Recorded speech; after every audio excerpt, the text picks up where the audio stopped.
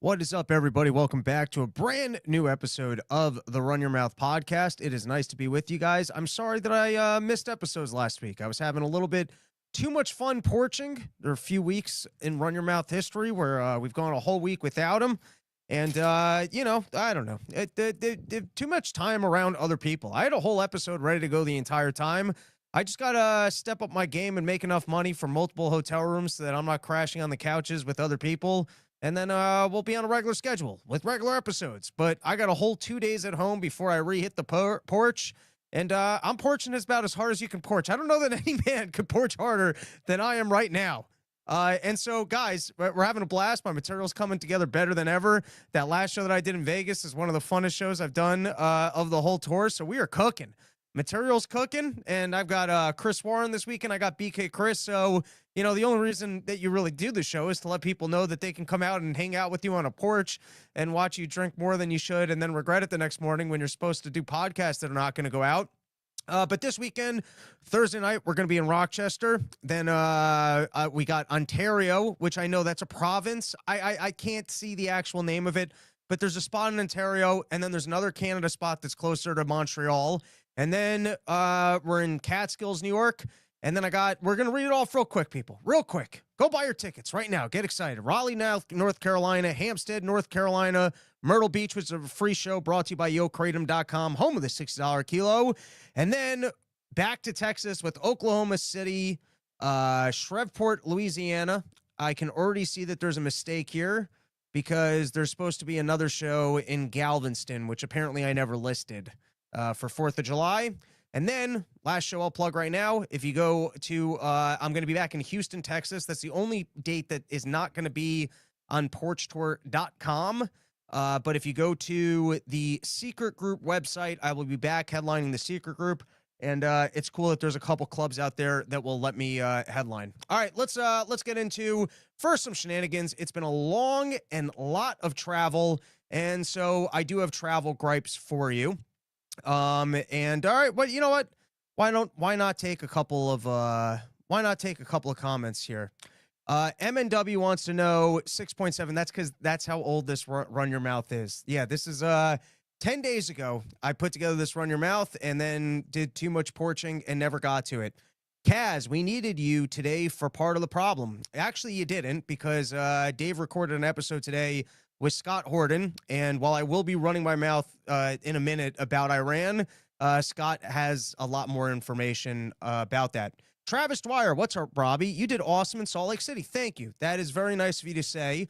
I felt like last year the Salt Lake City shows were like, other than Portland in the theater and a select few porches, I thought that they were the funnest shows of the whole tour. This past year in Salt Lake City, late Friday was the best show I had. Early Friday, early Saturday were both solid shows, but I didn't feel like they were, although I kind of want to move to Salt Lake City. It is so nice out there. That guy Keith who owned the Wise Guys, was cool. I feel like maybe I could do some work over there on the weekend that I'm not on the roads, and do a lot more skiing, which rejuvenates the spirit.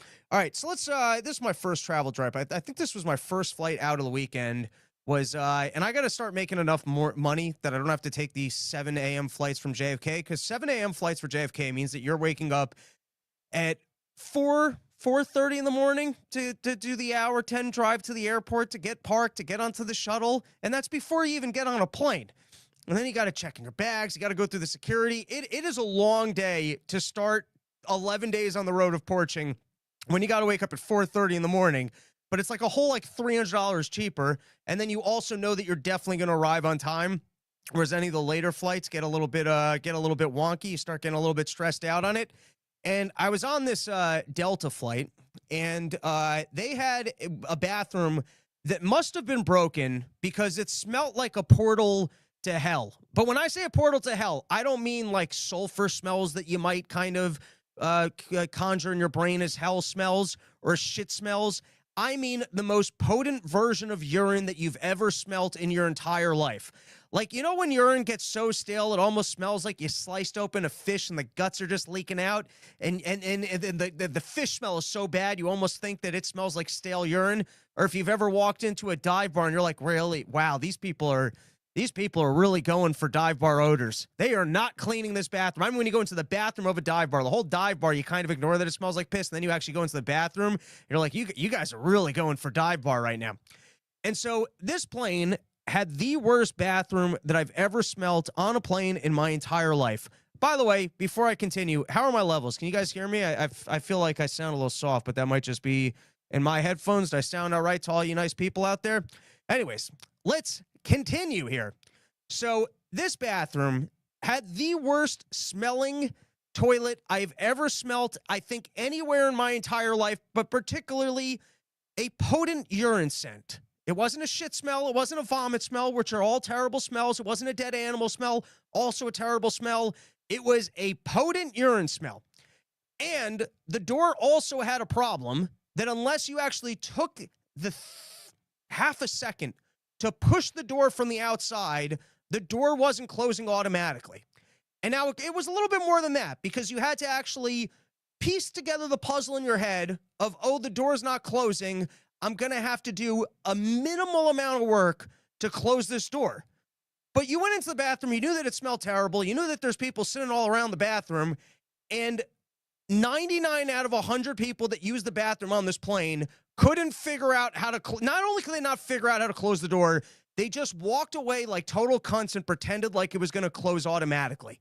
People are just so used to everything being automatic in their life that they just assumed that it was just going to close, or they just did that thing where they tried to pretend like they didn't realize that it wasn't going to close, and they didn't want to do the minimal amount of effort just to close the door.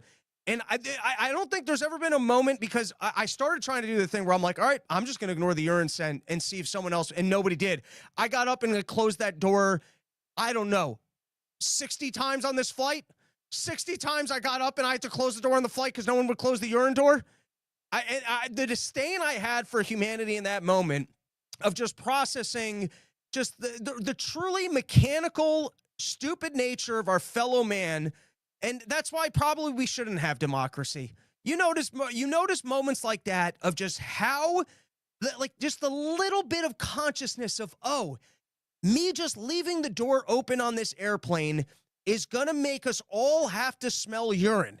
And whoever's closest to this door is going to have the most potent version of this urine. Maybe it's my obligation as the person who just used the bathroom to figure out how to close the door. And by the way, closing the door, we're not talking about going on some epic adventure where you're going to have to fight wizards and dragons and try and, I don't know, slay a dragon so that the village won't be killed. We're not talking about trying to cross a deadly body of water because there's only food on the other side or there's medicine on the other side, and it's going to be an epic tale of returning and going, look, I brought salvation to our village. We are literally talking about the puzzle piece of just figuring out that you just had to push it from the middle and not just leave it open. And 99 of the 100 people on this plane could not figure that out. And they just left it for me to have to get out of my seat so that the entire plane, I was the savior of that plane. Truly, Delta should be calling me up and giving me a little bit, one of those little flight wings that they wear, and then I could just start wearing, and people go, hey, how'd you get those flight wings? Are you a flight attendant? I'll be like, no, I was the savior of Urine FLight 1097, where every other moron couldn't figure out how to close a door. Anyways, that glimpse that I got into really just how absent-minded and mechanical other human beings are, and how little awareness that they even have for trying, or like some people made an attempt and then they were just too stupid to figure out the door, and then they just walked away embarrassed. I understand that. I understand being so stupid that you're looking at a door and you start to panic and you're like, is everyone on this plane going to realize that I'm too stupid to even figure out how to open up a door? And you do that little look around thing, and then you just try and casually walk off, pretend like it didn't happen. Those people I weren't mad at. But it was the ones that just assumed it was going to be automatic or didn't even make the attempt. They didn't even want to try. And I was like, how do I have to exist on Earth with these other human beings? All right, let's continue. I also do wonder this, because like I said, I'm a courteous individual. I try and think about my fellow man. I try and think about if I'm imposing on them. And I got upgraded. I was like on 12 flights over the last 11 days and something like that. I don't even know.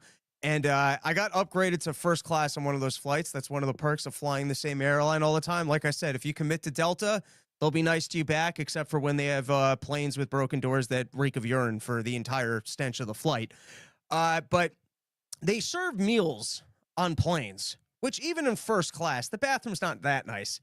And there was this heavy set guy sitting next to me, starts off the plane ride, and he's pounding some snacks.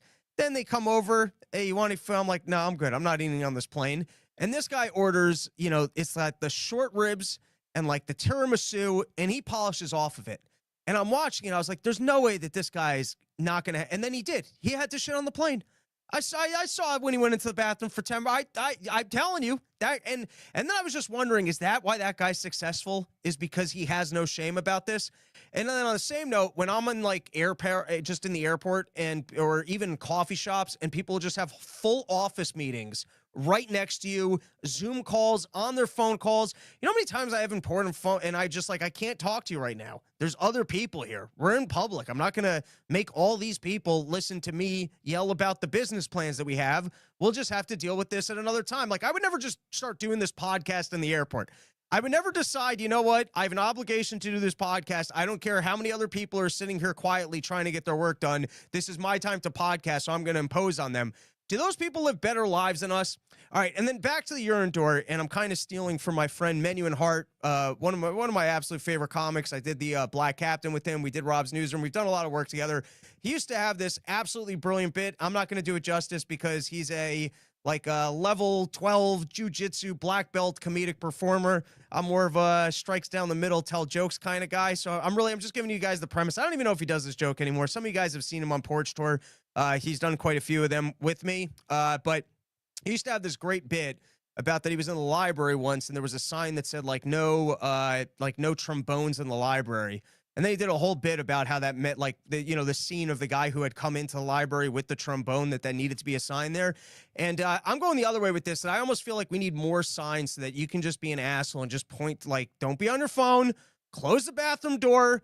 I feel like there actually aren't enough signs in humanity that, it forces the random lady to have to be a Karen and just, correct other people's human behavior when they're acting like reprehensible human beings.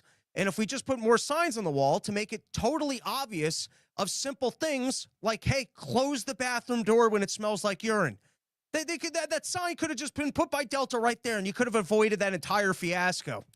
There you go. I'm advocating for a world with more Karens and where institutions put up more signs about what the just basic etiquette of behavior will be, so that I can just sit there and not say anything, but then some lady, it's written right on the wall, hey, don't take your meeting in front of everybody while we're sitting here quietly. All right, I think I have one more random travel gripe, and then we can get into the news. I think that's oh, wait. I gotta share this. I gotta share this last one. All right, first is, I've noticed in a lot of bathrooms now, they have hand dryers now built into the sink. All right. And what's disgusting about the hand dryers that's built into the sink is that when it blasts, it ends up blowing a lot of the air. It's almost like, you ever see that Mr. Bean? And I'm sure it happened to you at one point in your life where you got too close to the sink. You ended up with the water on your pants. Now it looks like you pissed yourself. Well, this is like that, but the dirty water from the sink just ends up spraying up in your face. But then I saw the grossest thing I've ever seen was when I landed in JFK, there was a dude.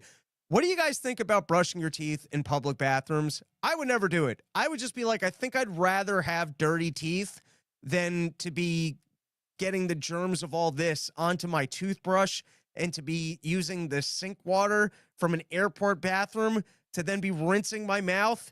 I think I would rather just have dirty teeth. I think if I had to choose between brushing my teeth in an airport bathroom or having dirty teeth, I would go dirty teeth.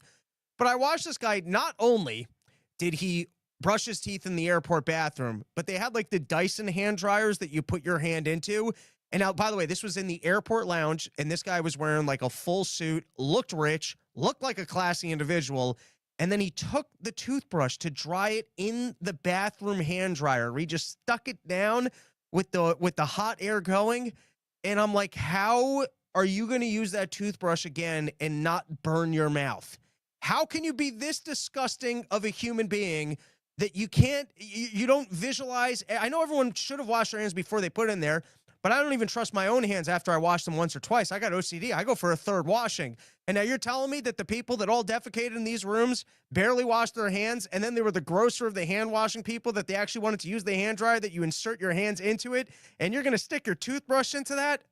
Like I said, people, the Run Your Mouth might have a small and loyal following, but at least I will take some pride in the fact that we don't have the people that can't figure out how to close airplane bathroom doors, or people that are shoving their toothbrushes into hand dryers so that they can re-brush their teeth in public bathrooms. Like I said, people say that it's good to get out there and it's good to travel and it's good to see the way that other people live, and that maybe you can expand your view set. And what I've learned from traveling is that people are even more disgusting and stupid than I possibly could have imagined. Just stay wherever you are, because wherever you travel to, you'll probably just have more of a disdain for humanity as you realize that there's people who are operating in ways that you couldn't even imagine that people could be that stupid.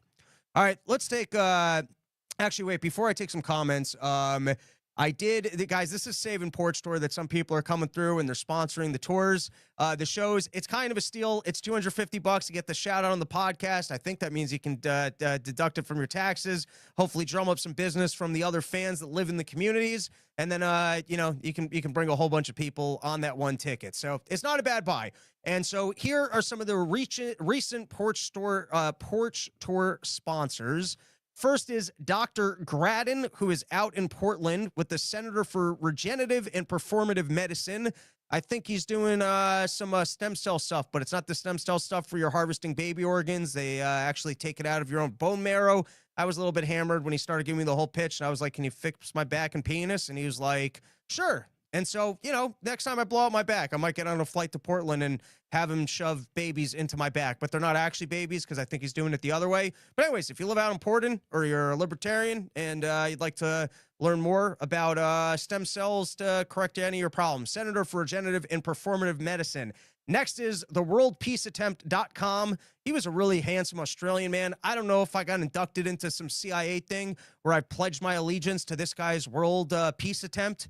Seemed like a bingo card of people just saying, hey, we're into the idea of world peace, but who knows what I got indoctrinated into. He was a very handsome Australian. But you guys can check that out, worldpeaceattempt.com. Next is John Popik. Didn't even show up to a porch store, but he's a loyal listener of the show. Decided to sponsor one of them. And then last one is As the Meter Turns, who I did an episode with and always has the good whiskey out in Texas. All right, let's take a couple of comments. RNW 2032 podcast on the plane. Not the worst idea. This guy, stopped with all of his shenanigans since I started yelling. So maybe that's what I should do. I already said it. It's like the Rob Schneider joke where he's sitting there and he's all nice, and then he starts singing the song on the guitar and he's saying all the things that infuriates him. Maybe I should start broadcasting all of these things while it's happening as loudly as possible, and seeing if I can instill instead of me being annoyed, maybe I can instill the shame back into the people who, honestly, we shouldn't have to share a planet with. Matzo balls, Freudian sloop, the entire stench of the flight instead of stretch. I don't know what that is. Robbie acting like he was Mark Wahlberg on the 9/11 flights. Exactly. I was the hero, and the people don't even know that I was saving them from that stench. Slop City. Hans Hermann Hoppe talked about this in his alt-right speech, called it TGE bad neighbor problem. Fair enough. All right, let's take two more and let's get into it. Matzo balls. Sheet, Robbie. You never ran into a gas station that has a trash bag full of urine attached to a urinal? I probably have. Tennessee has particularly bad bathrooms. Red Letter Enjoyer. What's going on with Kristi Noem? I don't know. You tell me. You brought up the topic. What's going on with Kristi Noem? All right, one more. RNW 2032, maybe you can do an entertainment partnership with Delta. Or maybe just like it's an interview series where you go, hey, I'm confused about what you did there. Would you mind explaining it to me? You didn't realize you just left the you go the passive aggressive route. All right, let's get started. Brought to you by YoKratom.com. Home of the $6 kilo, only place in the entire world. You can get an entire kilo of kratom for just $60. Let's start with Iran. I throw it to you guys. I throw it to all you guys in the comment section. Do you think Trump knew ahead of time? Do you think Trump knew? Do you think Trump was doing the negotiations and then trying to let people know, hey, everyone's playing around with these negotiations with me. I want to let you guys, I mean business when I've got deadlines. Or he was pretending like they were still going to negotiate past the deadline to give cover to the Israelis. Do you think he knew the whole time? Or do you think that Netanyahu's got such a handle on Donald Trump that he's the one guy that can bitch out Donald Trump and go, all right, let's see how your negotiations go, and then thwart, continuing negotiations by just going, all right, we're gonna go get this war started. This is what we're really looking to do. And is it Trump's weakness that it's under Trump's watch and no other president's watch that Iran finally just went for it? I mean, I'm sorry, Israel just finally went for it and said, we're going to get this war started. Does Netanyahu have dirt on Trump or others in this administration? Because usually if you bitch out Trump, he'll turn around and just be like, we're done with that country. We were negotiating. We were going to get that done. And you guys went behind our back. We're the boss. We're the sheriff in town. We can't have people going behind our backs while we're trying to sort things out and help things out. So that's it. No more money. You guys are cut off. But that's not the way Trump went about it. Trump was seemingly had a deadline in his negotiations. A day later, they get struck. And then he gets on Truth Social and says, I knew the whole time. You guys think he knew the whole time?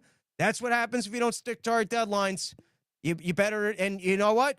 We were going to let you remain a country. Now we need a full surrender.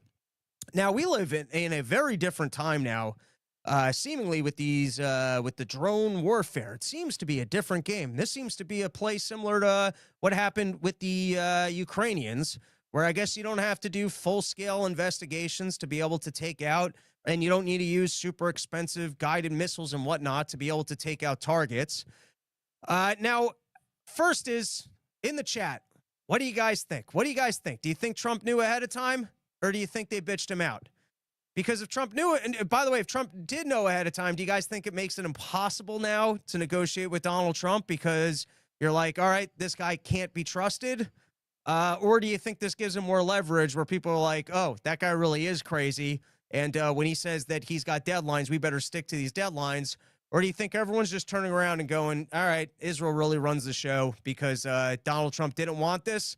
And look at this weak, measly Donald Trump.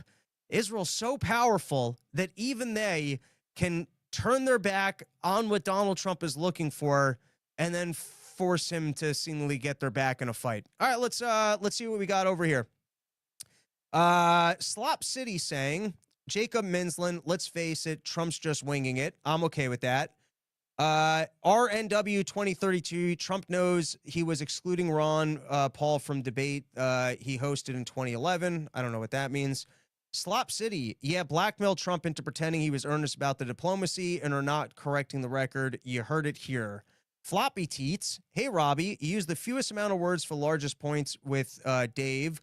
Love you, you bald Jew. Thank you, sir. Jacob Muslins, that dude's ego would not allow him to comply with something that he knew about. Well, that's the thing. Trump's ego is usually you go behind his back, he's going to slam you. Or at least he's going to have that moment for until he ADDs and moves on to the next thing of China tariffs or something else, where he's going to slam you and he's going to exert a whole lot of leverage. And then you just got to hope that someone else pisses him off more. And then he flips and then he just goes to the next thing. But I've been hearing chatter that Israel did him dirty. And then he got, and then he, as a save face, wanted to pretend that Israel will not go behind his back. But then on that note, you got to wonder if it's because Donald Trump gets really excited for when things are being blown up and working. And listen, I'm going to be doing an episode for my Zero Hedge podcast with Kyle Anzalone. He knows a lot more about the Iran stuff than I do. And it always, at the beginning of these wars, they always make it seem like, hey, this thing's practically won.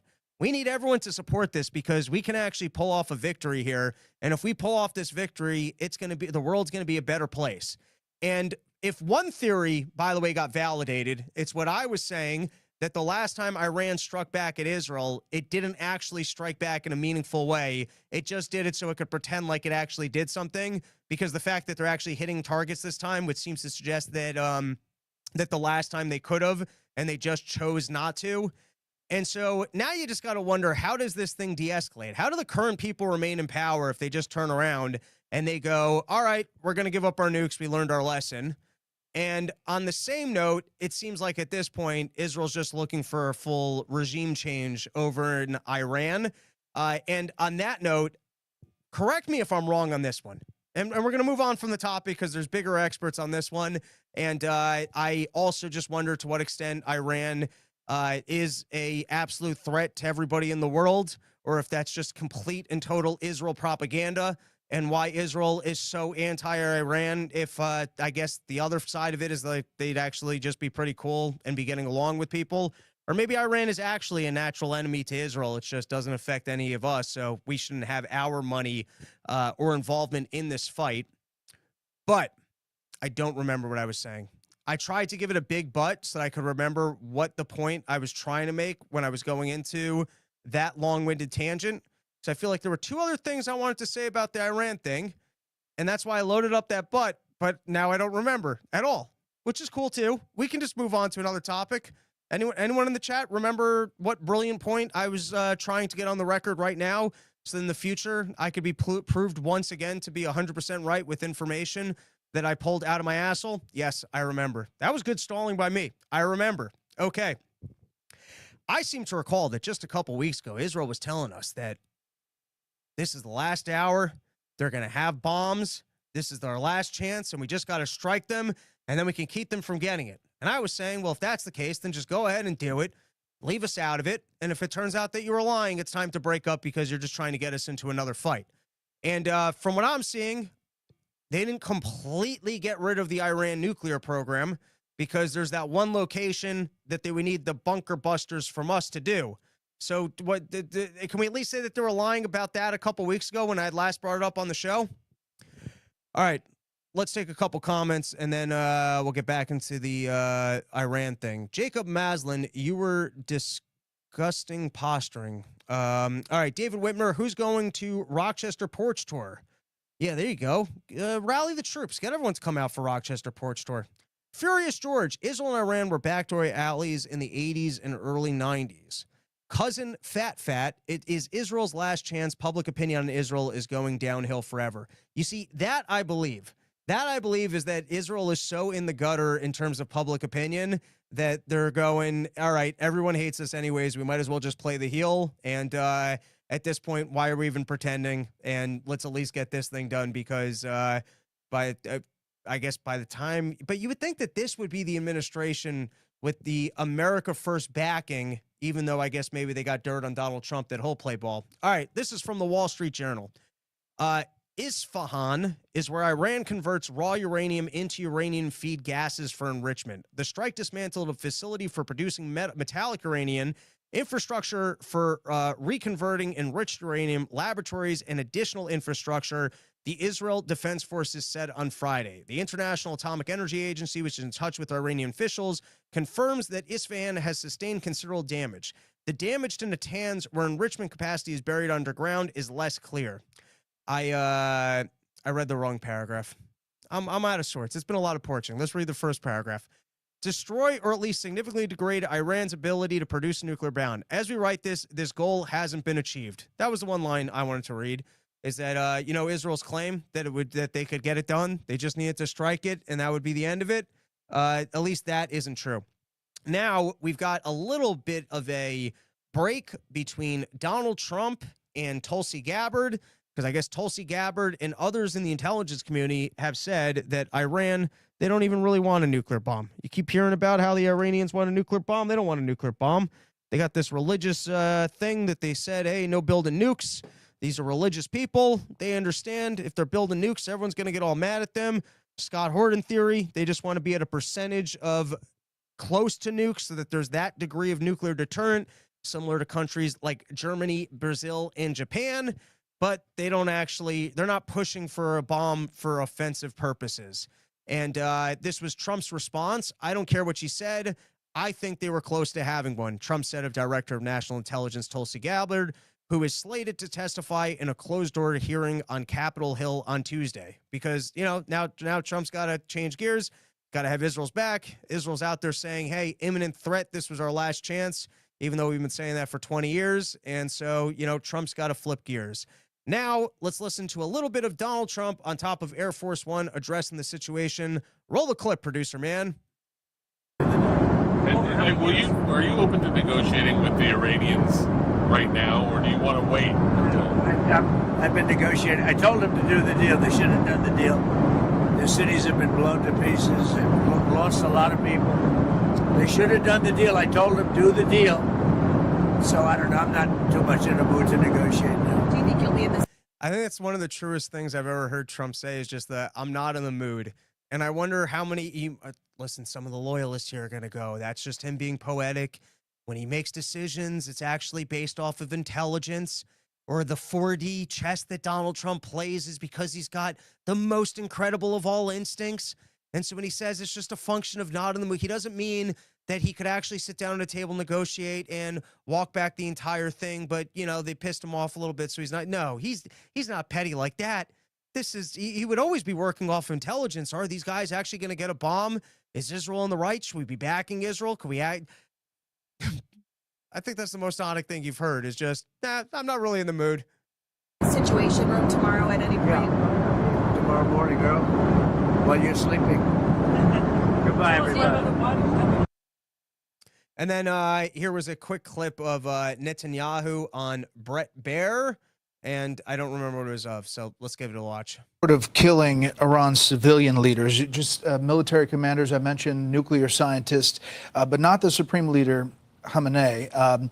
There is a Reuters report just moving saying that President Trump in the last couple of days vetoed an Israeli plan to kill Iran's supreme leader, according to 2 U.S. officials. Is that true? Actually, there's so many false reports. First, I just want to pause it there and go, I don't understand why, if you could take out the leader and your whole thing is that this, wouldn't you have you guys don't have someone, Al-Qaeda, that we're now partnered with that you could go run Iran for us? So that in 20 years we could have a worse problem? You can't pull the Syria deal and then go in there and start pulling all the equipment out of the military sites? I don't understand why, amidst all the chaos, if this is the most evil regime and they're going to get a bomb and you could just take out the leader, and then I guess roll the dice or install. You got all your Mossad people out there. They managed to sneak all the gear in for the original attack. You guys don't have some Mossad guy who you can send to be a part of Al-Qaeda for a couple years and now be running Iran so that you guys can have a better partner in the region? I don't understand why if they have the ability to take the guy out, they want to leave him in. And then I guess if they got the ability to take that guy out, they could probably be taking the next guy and the next guy and the next guy out. And I think actually going after the leadership probably works better than killing off civilians. So I wonder what the Donald Trump strategy is in terms of, or maybe they want to give it 2 weeks. And, Donald Trump, he likes pulling that move where you sit down and you show the guy, hey, I got a picture of your house. I can hit you with this bomb. Do you want to play ball or not? And maybe that's what finally gets them to fold on their nuclear program completely. And then if he folds on his nuclear program completely, do his people continue to support him? Or then does he get thrown out of office because they go, hey, you're weak and you're a terrible dictator. And if we want a dictator, we're going to have a strong dictator. If someone's going to be bossing us around, making our lives miserable and dictating over us, you're going to have to at least pretend like you're building. That's part of the game. It's like Dr. Evil. You got to pretend like you're building nuclear bombs and you're going to go threaten Israel. And if you can't stand up to Israel, then you're not going to boss us around, you little bitch dictator. So if he just rolls over, I don't know that guy's going to be able to keep his job. Dictators got to be crazy. They got to go out there and dictate. But first is apparently Donald Trump has the capability to take him out, but doesn't want to. Maybe that changes in 2 weeks, or maybe you don't want to tell him that so he can find a new place to hide. But amidst the many lies that Netanyahu tells within this interview, some of the richest ones is going, how dare Iranians target our civilians? But here's his response on this one, which he doesn't really want to address. Of conversations that never happened, and I'm not going to get into that, but I can tell you, I think that we do what we need to do. We'll do what we need to do. And I think the United States knows what is good for the United States, and I'm just not going to get it. Okay. That. The Iran foreign. All right, so here's some of the recent Donald Trump truth socials. Before we do, let's plug sheathunderwear.com, official underwear sponsor of the Run Your Mouth podcast. Fans of this show, you guys know that I love Sheath underwear. especially now. My legs are doing better. I'm doing more exercise, and I put on some weight. You don't want those fat thighs rubbing together. If you're exercising in the summer months, make sure that you got your Sheath.com, loyal sponsor of the Run Your Mouth podcast. Going to keep everything cool, calm, dry, and collected. And of course, it will keep your fat thighs from rubbing together and creating forest fires between your legs. So sheathunderwear.com, promo code RYM, 20% off the greatest underwear that's ever graced the balls of man. 4 years running as a Run Your Mouth sponsor. We love Bobby the Bank. Looking forward to seeing him out in Colorado, and hopefully he'll get some training in and beat him up the Manitou Incline once again. All right, we got Donald Trump. America first means many great things, including the fact that Iran cannot have a nuclear weapon. Make America great again. Somebody please explain to Cookie Tucker Carlson that Iran cannot have a nuclear weapon. So, of course, you've got Tucker Carlson quite upset that Donald Trump and Fox News are trying to lie us into another war with Iran. I think a lot of the American firsters who have been very bought into Donald Trump are not liking the idea of that we are going to be spending more resources on potentially another war, and that it's going to be another war for Israel at that. And so, you know, Donald Trump's got to be out there. And so first thing he goes, I invented America first. And remember, 4D chess, always trust Trump. Trump's always got a plan. And so, you know, if Trump's going to say that this is what's America first, then don't listen to a guy like Tucker Carlson, because only I know what's America first. And these people, they're just not trusting the plan anymore. But I got great plans. I got great instincts. I go with my feelings. And if this is what I say is America first, then it's going to be America first. Anyways, does seem to be losing a bit of public interest, but, you know, comes back out there. Dictator Trump, I get to define what America first is without any rhyme or reason. So if I'm telling you that Iran's going to get a nuke unless we stop them, and Iran can't get a nuke, then this is what's America first. And I guess that's how you America first your way into having another war. Here's the next one. Donald J. Trump, we now have complete and total controls over the skies over Iran. Iran had good sky trackers and other defensive equipment, and plenty of it, but it doesn't compare to American-made, conceived, and manufactured stuff. Nobody does it better than the good old USA. And then I'll read this one more. We know exactly where the so-called supreme leader is hiding. He's an easy target, but is safe there. We're not going to take him out, at least for now. But we don't want missiles shot at civilians or American soldiers. Our patience is wearing thin. Thank you for your attention to this matter. All right, so I guess he's using that as leverage for, listen, you're going to have to take some punishment, but don't even think about striking back at us, because while I knew that it was going to happen, I didn't actually do it. The other people did it. So, you know, don't strike any American targets, because then we're going to kill you. But also, it's time to fold your country and have an absolute surrender. And listen, we will see from here how it plays out. I don't have enough of an understanding of this situation. It could be that, you know, Israel's done such a good job over the last couple of years, got rid of Hezbollah, they got rid of Hamas, they took care of some of the air support. Maybe this is Israel's opportunity to actually flip Iran, and it won't be another 20-year war. Or maybe this is like other wars that they pitch at the beginning of, hey, this is our best opportunity to remove a threat, so we need you guys to back it, and we'll be quick and cheap with it. And then the second we waltz in and get started, you're 20 years later going, wait, how much is this going to cost us? All right. Matzo balls, let's take a couple comments. Jacob Maslin, it sucks other countries are having trouble, but I understand why that's a taxpayer problem in America. Matzo balls, Trump needs to switch his slogan to MEGA. I don't know what that stands for. David Whitmer, Netanyahu looks like a Flintstone character. That's not a bad call. All right. I think we're changing gears to our next topic, which is, you know what? Why don't we look at some of the news from last week? All the things I skipped. Let's do a quick roundup, because this is the problem with Donald Trump's America, is that the news is like schizophrenic, and you only got about 24 hours to play into the chaos of something before it goes away. You know, the Trump bus storyline, that's already over. Are they friends again? Have they gone back? Have they made sweet, sweet love? Was Donald Trump actually in the Epstein files, but in a really bad way, and that's why he's getting Israel's back right now, and that's why they won't put out the Epstein files? How much did Donald Trump threaten Elon Musk's business that he was just going to walk away? And then all the people that were like, no, Doge isn't over. Doge is still happening. We just got to push this really big bill right now, but Elon Musk is still going to be involved, and don't you worry. Once they push the biggest spending bill ever down the line, they're going to figure out how to cut the thing back.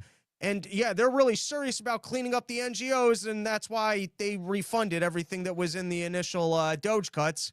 All right. I like this line. Firstly, I love the drama about whether or not Rand Paul was invited to a picnic.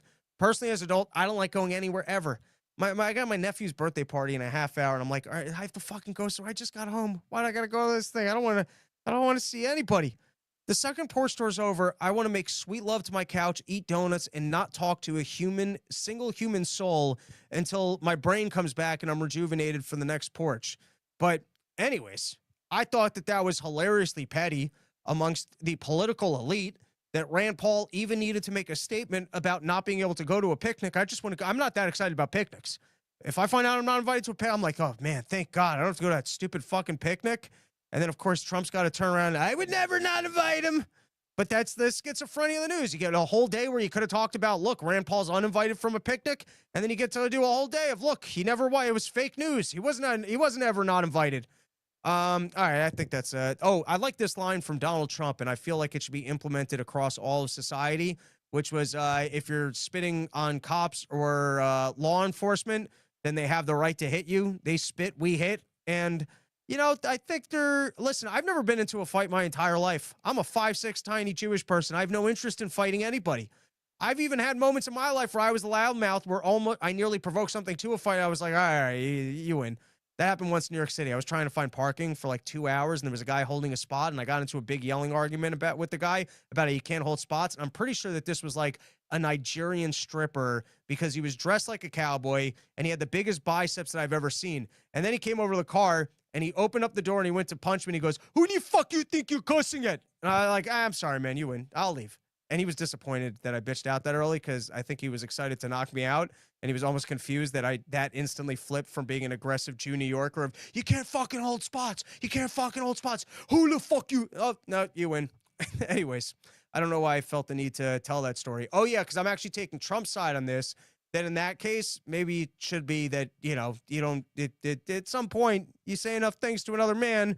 I think that there shouldn't be 20 years in prison and an assault charge for being punched. And so if we're going to extend that to the cops of spitting, I don't know how that works in polite society. If someone spits on you in the bar, are you legally allowed to hit him in the face?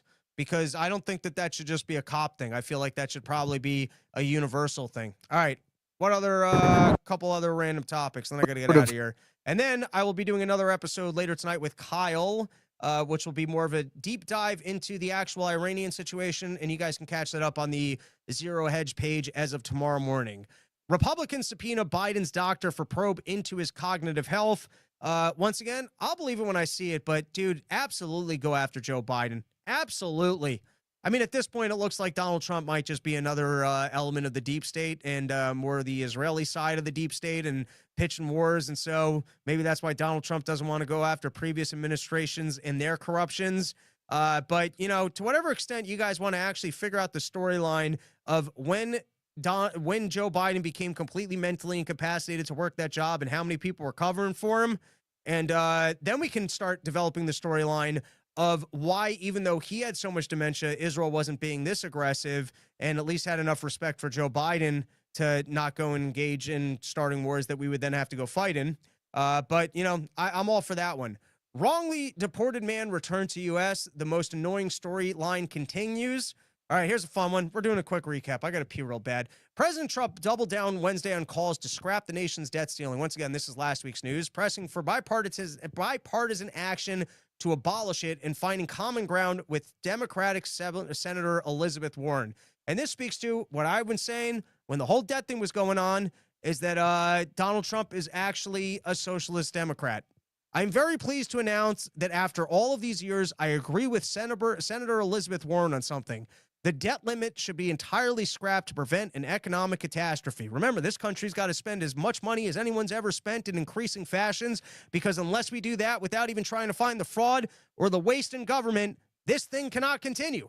The only way that this Ponzi scheme can continue is if we continue to figure out how to spend progressively more money. And if that means if every couple of years the pharmaceutical companies got to partner up with Fauci, shut down the entire government, and have this COVID thing and go, oh, it's the biggest emergency that ever happened. We're going to have to spend even more than we ever spend, because then once we hit that threshold, someone's got to come in and they got to beat that threshold. And once they hit that threshold, then they got to do another emergency where it's like, oh, look, remember all the money that we gave to Wall Street, and now they don't have enough money, so everything's collapsing. So if we don't give them even more money, then the whole thing's going to collapse, and it's an emergency. And we go, oh my God, it's an emergency. We better spend more money than everyone's ever spent ever. And then you got to keep it at that level, because you can't ever reduce it. If you ever reduce it, you're going the wrong way. No reductions. Increase because of emergency. Emergency's over. Well, we're up here now, so we can only go higher, because that's the only way that you keep inflating the Ponzi scheme. You start washing money out of the system, all the bubbles start collapsing, so you got to come in with more and more and more and more. But there you go. Hey, for all you people that, hey, Donald Trump, American first conservative, not a secret social democrat, well, here he goes. The debt limit should be entirely scrapped to prevent an economic catastrophe. It is too devastating to put in the hands of political people that may want to use it, despite the horrendous effect it could have on our country and indirectly even the world. As to Senator Warren's second statement on the $4 trillion, I like that also, but it would have to be done over a period of time as short as possible. Let's get together, Republicans, Democrats, and do this, because if there's one thing we can all agree on, it's that this country needs to be spending more money. All right, here's two other Donald Trump True Socials. Our deal with China is done, subject to final approval of President Xi and me. It's done. It still hasn't been approved. I can't give you the details, but it's done. All right. Full magnets and any other necessary rare earths will be supplied up front by China. Likewise, we will provide China with what was agreed to, including Chinese students using our colleges and university, which has always been good with me.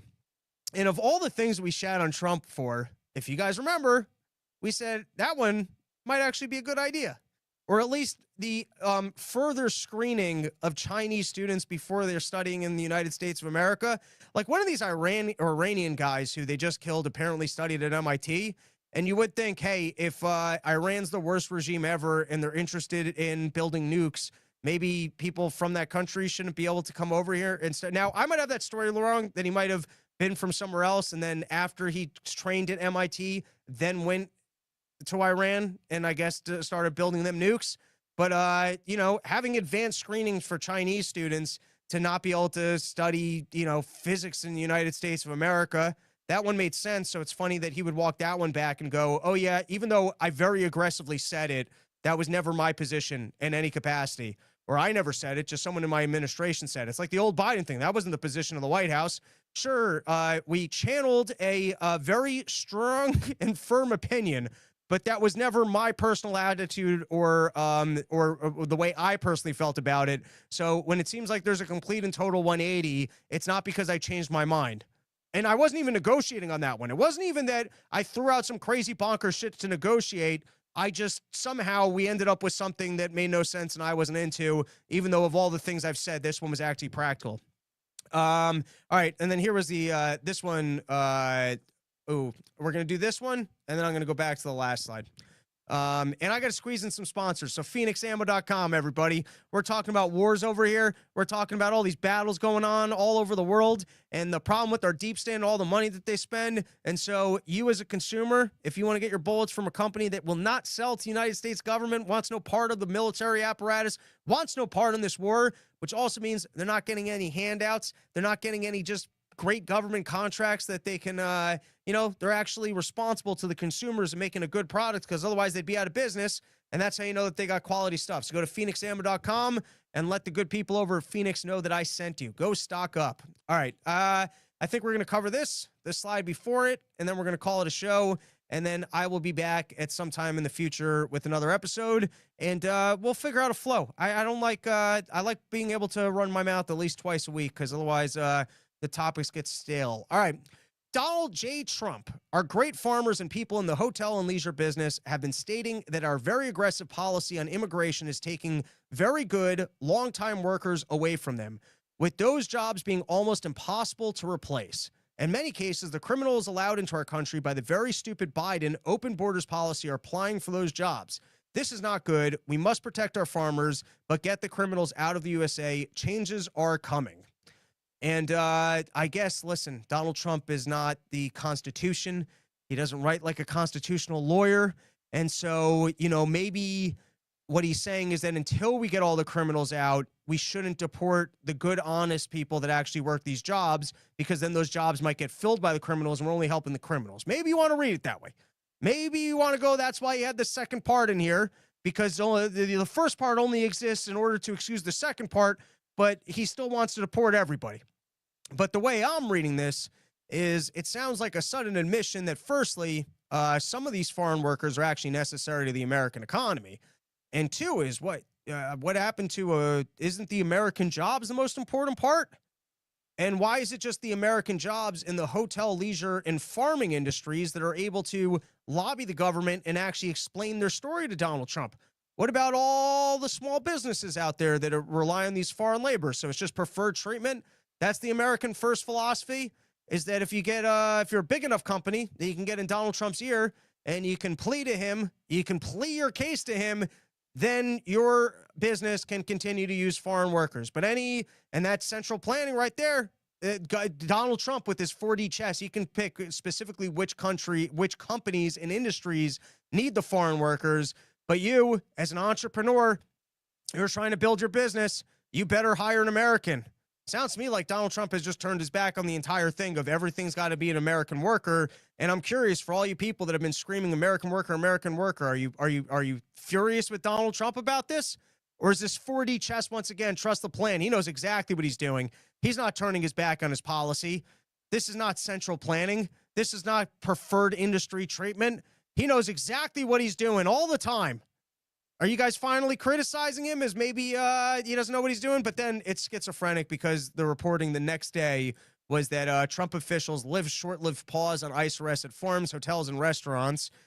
So, you know, I don't know. Maybe the guy's just trolling all the time, and he just floats this shit out to see if the base is too upset about it. And then he goes, no, I didn't mean it. And then they go, oh, we can still trust the plan, even though he seems to change his mind all the time. All right. This is the last Donald Trump thing for today. And then we'll cover the slide that I skipped. Trump disclosure shows $57 million in earnings from early crypto push. So you've got Donald Trump. He's making a lot of money all over the place. He's got licensing deals. Mar-a-Lago fees have doubled. The kids are out there. They're making hotel licensing deals. And then you've also got Trump earned $1.3 million in royalties from the Greenwood Bible, which Trump branded God Bless the USA Bible. And he also made money off of his sneakers. I think some of this was before he was actually in office. But Mar-a-Lago is definitely currently going on. And I can't say if he's more corrupt than, for example, the Clintons were or the Bidens were. I don't think so. But it is a little bit interesting when you got the guy currently in office and they're going out there and they're slinging merchandise. And so now the newest piece of merchandise, which while Donald Trump is giving a hard time to companies like Apple, and he's making it harder for them to just go ahead and conduct their business in the way that they want to do it, he now wants to step in with the company that he's also creating policies for to make what they're doing more difficult. It seems like a little bit of a conflict of interest, but I guess he wants to pave the way and showcase America first. Now you can manufacture products in the USA, and that's why he's got the Trump phone. So let's read the reporting about the golden new Trump phone. This is from the Wall Street Journal. Despite language in the press release, Eric Trump, one of the president's son, indicated that the first wave of phones wouldn't be built here. What? You can build the phones in the United States, the Trump told podcaster Benny Johnson Monday after holding up a gilded device that looked like an iPhone. Eventually, all the phones can be built in the United States of America. We have to bring manufacturing back here. So it's possible, even plausible, that these phones would initially come from China because at the price point, only Chinese makers like Xiaomi and Oppo have hardware to match. There's absolutely no way you can make the screen, get the memory, camera, battery, everything in the U.S., said Tao Wai, a professor of operations management and business analytics at Johns Hopkins University, Cary Business. Day estimated it would be at least 5 years for the U.S. to establish infrastructure necessary to make made in USA smartphones a real possibility. He also played down the push to move smartphone manufacturing to the U.S. more immediately. The focus is on building technologies such as semiconductors and medical devices. And then I went to Twitter Gronk, just to ask, how many parts from, let's just assume that they actually assemble these in the United States of America. How many parts from the Trump phones are sourced in America, or where are they sourced? And you guys can read this on your own time, but it seems like they're basically buying Chinese phones. And if they aren't buying Chinese phones, it seems like every component, piece, and part within the thing will have come out of China to then have been assembled within the United States of America. But hey, you know, I would think every single thing other than the raw minerals, that should be an American job. How is it that you can build a business here and create jobs here off of raw materials? Even the raw materials maybe you shouldn't be able to get. I mean, the steel industry, we're making tariffs on steel. If you're a car manufacturer and you've got all sorts, oh wait, but I think Donald Trump might have changed that one because, once again, preferred player. But I mean, if you want to live by example, maybe even the raw earth material shouldn't be coming from another country. I mean, you should be leading the way for all the American jobs that can exist off an American product. You shouldn't be up the kind of manufacturing stream where you're taking the raw materials from another place and then building something here and then selling it and creating American jobs, because every of the root products could have been an American job. But there you go. Trump at his best. How you loyalists feeling about all this? You guys still love it? Are you still all on board? Are you still just trusting the plan? Are you still giving me a hard time for everything I got to say about Donald Trump?